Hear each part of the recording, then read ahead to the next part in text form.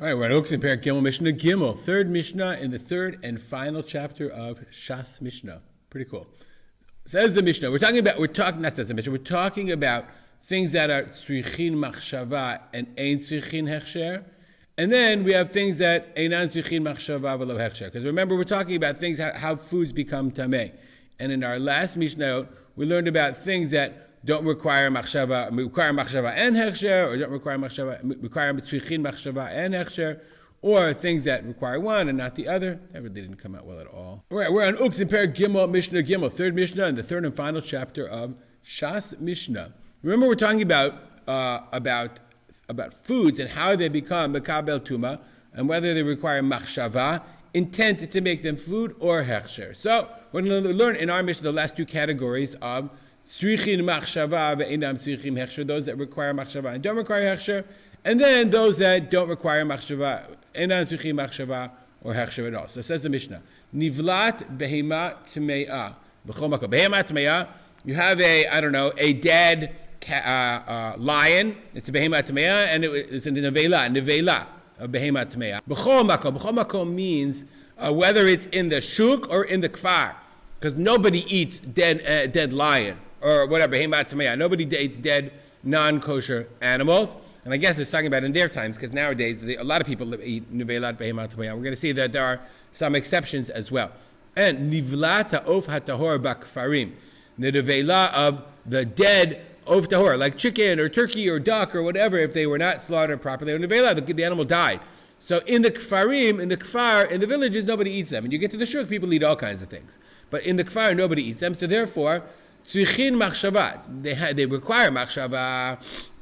The Bartenura says, because in stam they're not edible, but people don't use them for food, they use them for dog food.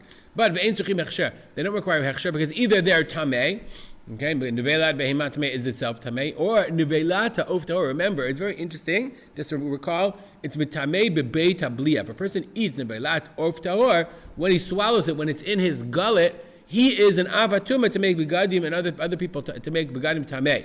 So therefore, you don't require any hechsher at all. It in of itself is tameh. The Mishnah gives the Bartenura brings other commentaries. The Gemara talks about how much you require, how much, but that's the general rule of the Mishnah. The Mishnah continues. Nivlat behema tahora b'chol makom. So if you have behema tahora, a kosher animal, one of the animals that people ate, sheep, but it died, b'chol makom, people will eat that everywhere. Nivlat ta'ofa tahor v'achelev b'shvakim, and nivela of of tahor, of kosher animal, of kosher birds, and fats, chelev, certain kind of fats, in the shvakim, in the markets. And they neither require nor intend, because that's normal food for people, nor do they require hechsher, nor they require because they're tameh in and of themselves, as we mentioned before.